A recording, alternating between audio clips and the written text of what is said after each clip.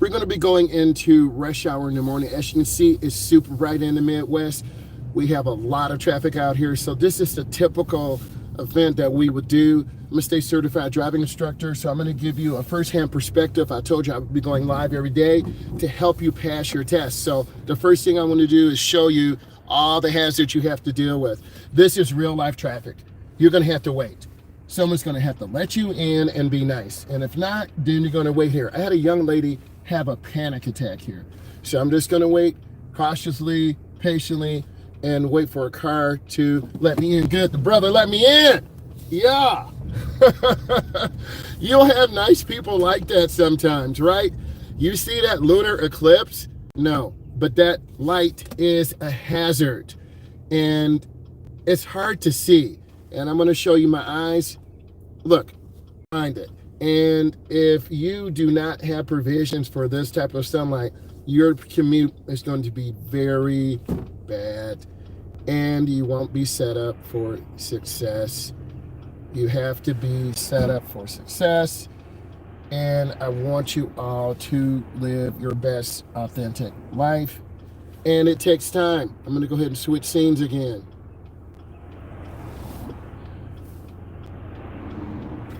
So I need to go ahead and turn around and go back to the station. So I'm gonna go into the station. I'm gonna pull up to the pump and I have to get gas. So these are some things, real life things you have to do. And we'll put it in park and you shut off your vehicle. That's what you do.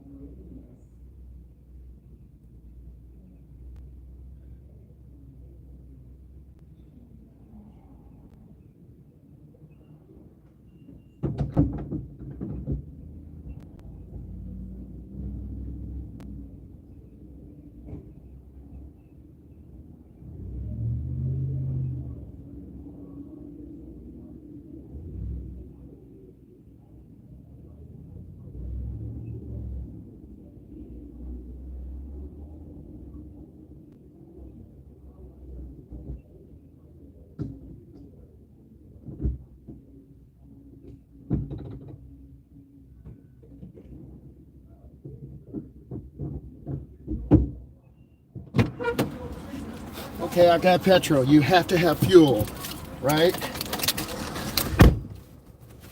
And if you forget, just get back and get your gas. So we're going to be dealing with a lot of traffic, a lot of sunlight. So I'm going to go out to the left. This time it might be easier to go out the private driveway.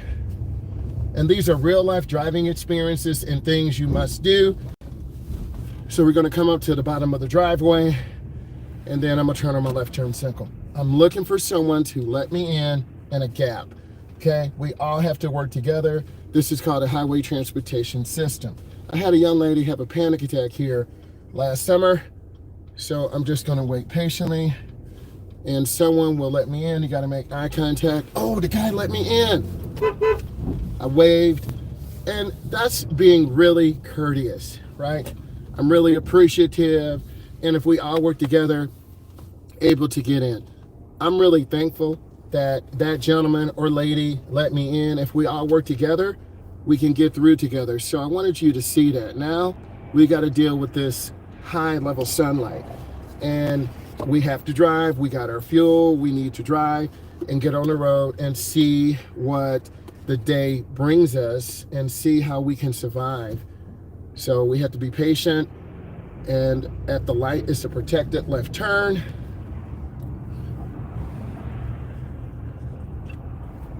Days like this, you just have to be patient.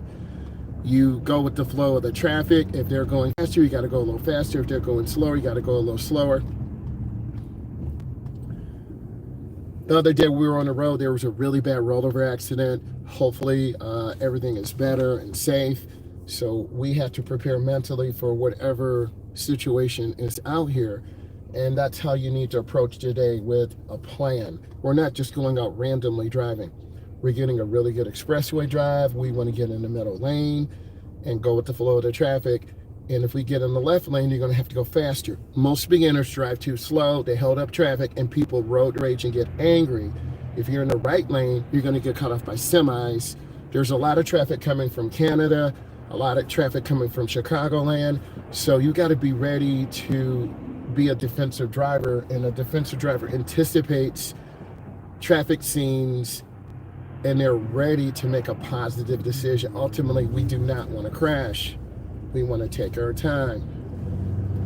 Okay, got a protected left turn. You should see the traffic yield. Good, they did. And then now we're going down the cloverleaf. Cloverleafs are dangerous because if you go too fast, you're going to lose control. And you have to have enough momentum. It's like a slingshot. You got to have enough momentum to get out there and get your speed up.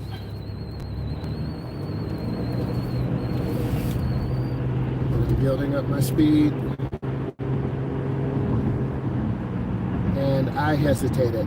I'm running out of room, and this is typically what a beginning driver does. If you hesitate and don't pull out, you're going to run out of room, and then you have no choice at the last second. So I'm in the right lane at about 60. I want to get to the middle lane, so I'm letting my speed get stabilized. I'm keeping space.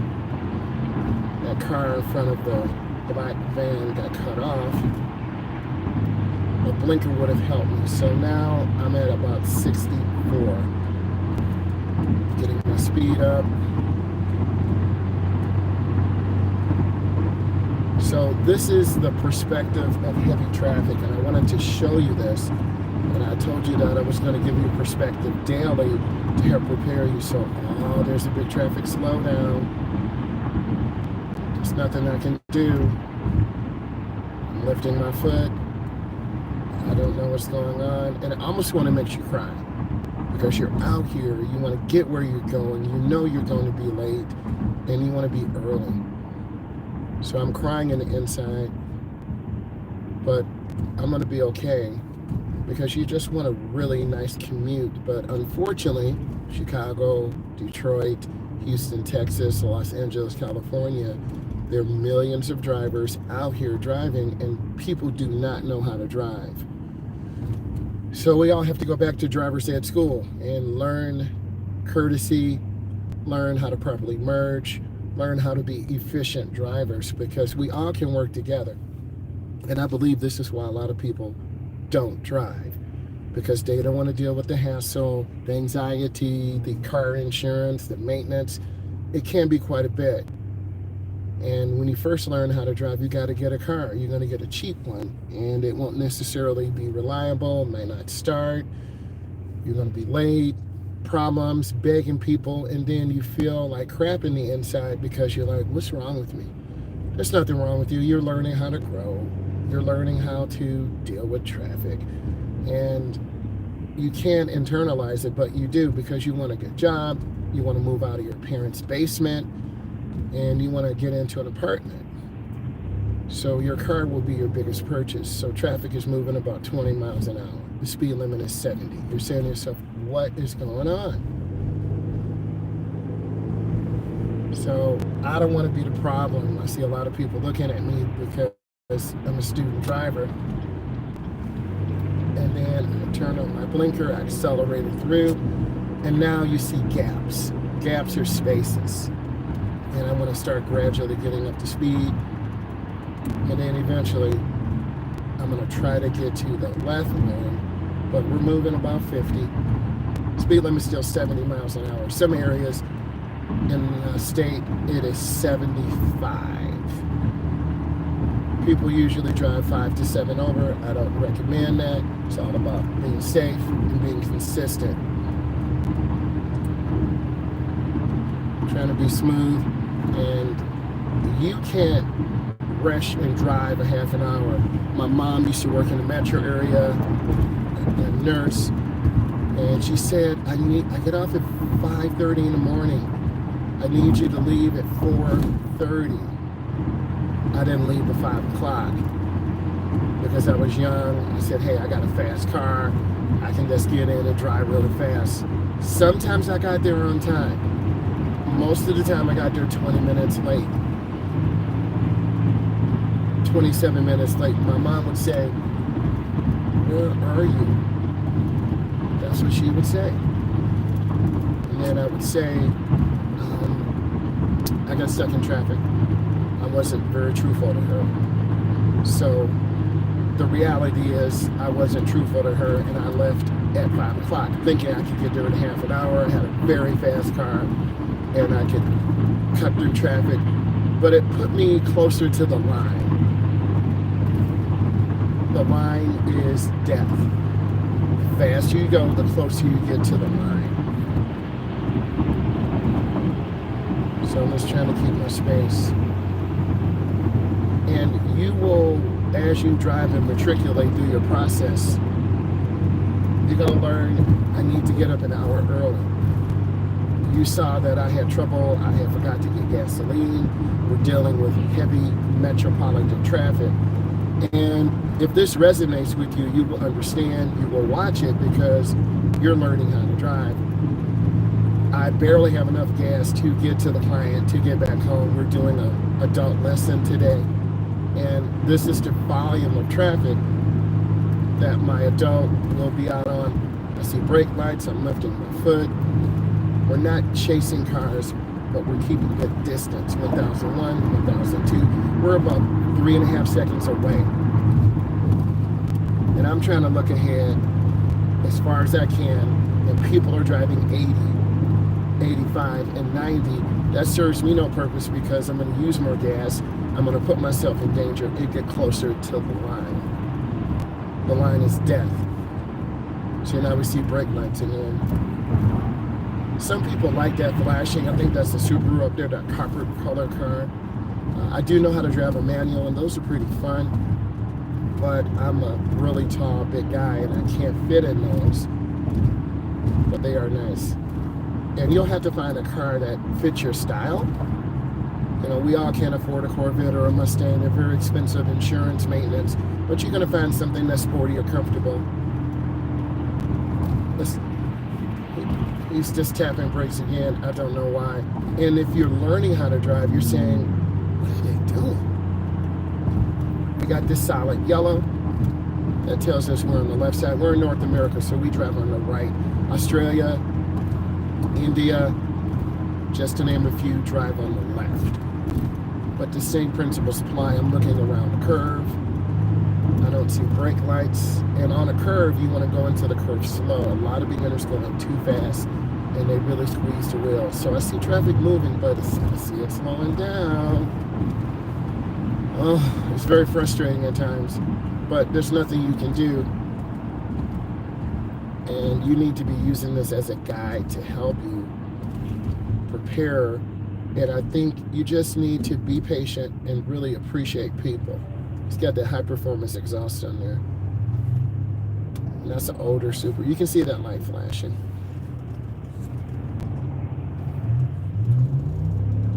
I'm just going to take my time. And no matter if you're late or early, you don't want to have an accident, because if you lose focus, you're going to rear end someone. Someone's going to crash into you. So you have to read traffic and be adaptable. And I am in a transportation industry because I am an instructor. Yeah, that person's in that turbo up there. I have a naturally aspirated. My motor is bigger than theirs, but they have that turbo to give an extra 250 horsepower. I have a high-performance vehicle home, which is a Gen 1 Camaro. It runs about 920s, 910. And the 1/4 miles. So we're going to try to get that out and talk about safety at the track, helmet, 5-point seatbelt, chromatic cage, parachute, master cutoff switch. These are the things you need. You can see all these cars cutting over. I'm not doing that because I don't want to get rear-ended. More people are distracted on the phone. I have both hands on the wheel and I have the camera mounted so you can see, and you get used to it. Like, oh, is he on? Is he live? Yes. Now I'm squeezing brakes because I'm losing my space cushion. It is pressure every day to get yourself to work, to get back home, to pick up your son or daughter, to take them to school, because they don't drive yet. And a lot of parents dread this time of year because their children are out here driving, and it's going to cost you a lot more. And boys, males, are more aggressive than females. They have more accidents. They drive faster. That's based on the National Highway Transportation Safety Institute studies. They do a lot of studies. And what happens is these young people just drive so fast, and they contribute to a lot of accidents. But after about age 24 to 25, those rates drop down. You can look at car insurance. So I'm just trying to be patient, trying to relax and keep good space. And you will have slowdowns and speed ups and speed ups and slowdowns.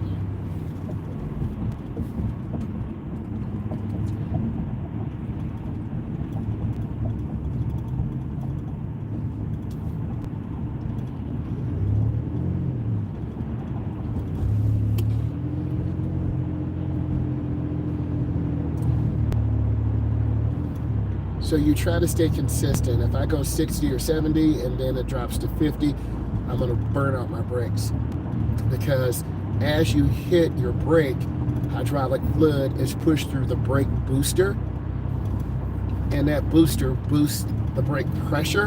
And then it's pushed through stainless steel or aluminum lines that squeeze your front brake pads. And then you have brake pads or drums on the back. So we have brakes in the front and back. And if you ride your brakes too much, you're going to heat up the brake fluid and it's going to be ineffective. So the first thing I learned when I began driving, I want to make sure I had good brakes.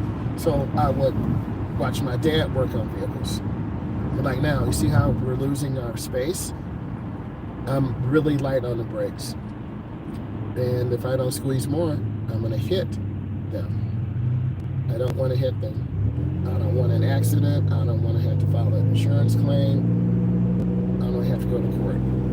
Because your car will be down 35 to 75 days unless you buy a rental or you have a parent who can have a second or third car in the garage, but it's on flat tires. You got to get a battery. Got to get an oil change. So you're like, I don't even know how to do this. So you're either going to be one or two types of people. You're going to learn how to work on cars yourself and find that enjoyment. It is dirty. You do smell like a car. You smell like gasoline. Or you're going to have a friend or something or a shop that you can take you to, but they don't work free. And you see that big record to the right, they haul semi-trucks. And you're like, wow. Okay, towing is a multi-million-dollar industry because they're going to tow your car. That's $150. See that? See how they cut me off? See that lady just cut me off? She don't even care, bro. But if I did that to her, I would be garbage. So I'm not going to do that. So this is where we are now, and I wanted you to see that. If I wasn't paying attention, I would have hit her. But these are teachable moments that you can use as lessons to help you. But I'm not mad. I'm going to keep it going, stay smooth, stay on my target. My target is to arrive at the client's location, pick them up, get them out here, and demonstrate real life. So, and I think you have to practice humility and be better than this person ahead of me. And then you learn to stay away from people like that. Because we all have to go to the Sling, Metro, Houston, downtown Detroit, Michigan, Chicagoland, Atlanta, Georgia. The traffic is crazy. So we're moving at 40 and the speed limit is 70.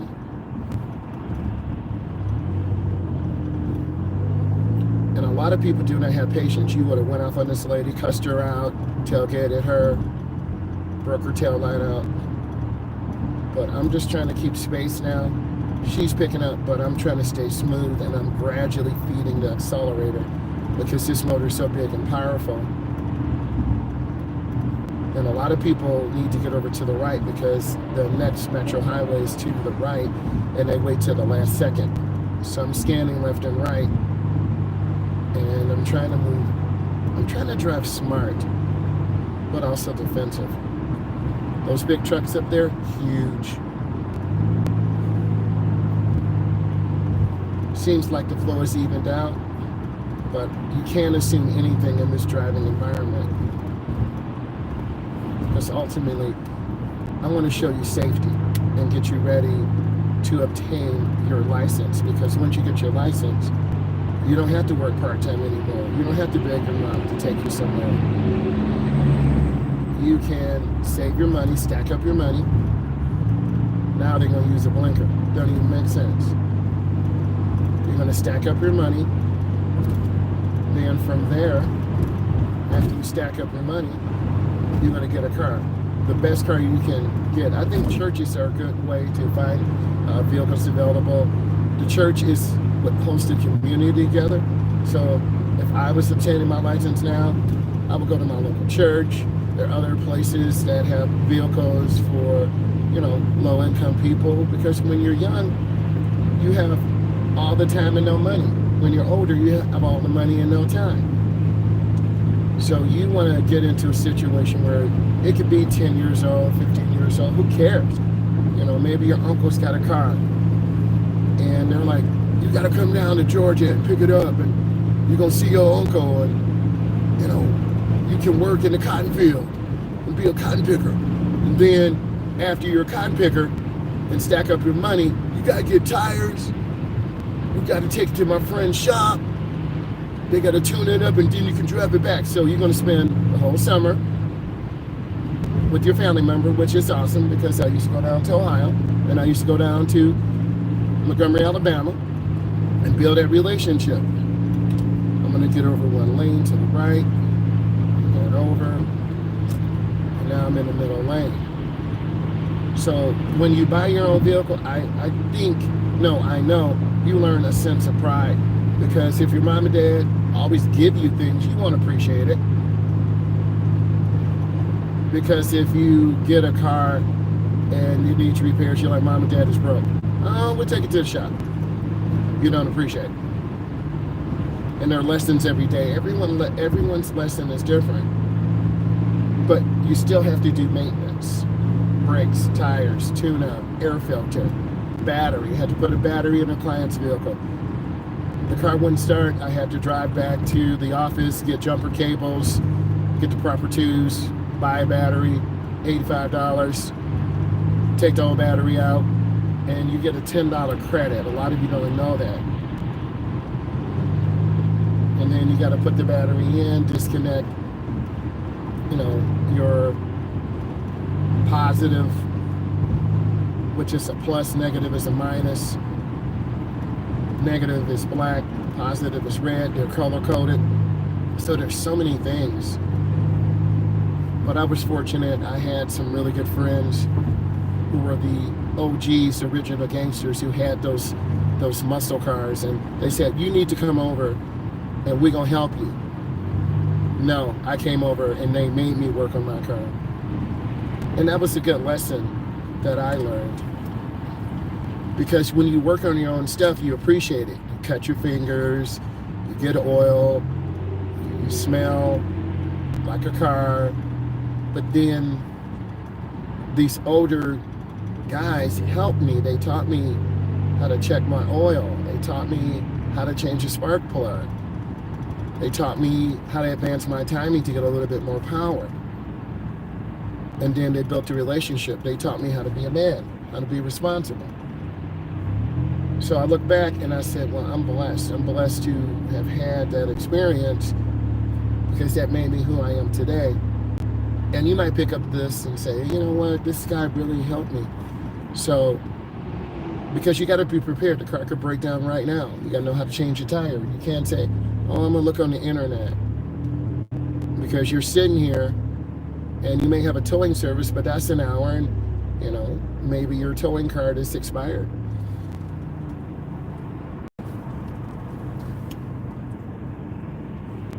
And I tell you this because these stories are true. Because there's you can only rely on yourself. And that's what I need you to understand. You can only rely on yourself because no one's going to do it. No one's going to put gas in your car. No one's going to change your windshield wiper blade in the wintertime. No one's going to put air in your tire. Or when you have a screw in your tire, you got to go to downtown Houston. You got 20 pounds in there. If you pull the nail out, it's going to leak air. So you leave the nail in, you try to get to work, you try to come back home, and then you figure it out. Okay? So you have to figure it out. Just like me and my Gen 1 Camaro. Oh, that car almost hit me. You have to figure it out. The motor needs aluminum rods.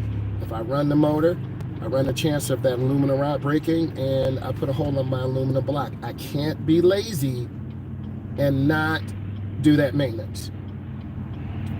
So I need to make a decision if I want to go out racing this year and enjoy the car, and that's why I bought it, but it takes maintenance and gas. 5 gallons of fuel for that, okay, Sunoco Maximo is about $120. You're saying that for 5 gallons? Yes, because it's a 17 5-to-1 motor, makes about 850, 870 horsepower. The class I'm in is very competitive, and I might not even be competitive. So I might have to pull the motor out, put it on the stand, get the rods. First, I need to take it apart and hone the cylinders. Then I need to find out what type of rods. Okay, I think they're Bill Miller, so that's $1,400. Then I got to change the valve springs. The valve springs about $600. I got those. I have an inch lift. Okay, then I might need bearings. It's got King bearings, and if you know anything about a race engine, it's a Dart aluminum block race runner block, 50 millimeter cam bearings. So it's a very high output, narrow RPM band motor. It's a class motor, and they cost about $35,000, $37,000, $40,000 by today's standards. So the motor deserves to be freshened, and I need to be very careful because if I get cheap, I could destroy my engine, and then I would really be upset. But this is opportunity for me to learn. Am I scared? Of course I'm scared. I have to buy an expensive torque wrench. I need to go ahead and buy it. Probably costs $150. Okay, there's some other things I need. And this is a crossover. So I'm trying to be careful. Go up there, I have to stop. 1,000, 1,002, 1,000. So I stopped, I'm clear, and then I proceed. So there are a lot of things we have to do. I'm trying to set some goals too. And I'm just scanning. Sorry about the bumps. This infrastructure here in this part of the country is bad. So you got a lot of warning signs. So hopefully this helped you. If it helped you, follow, subscribe, give it a thumbs up. Bye.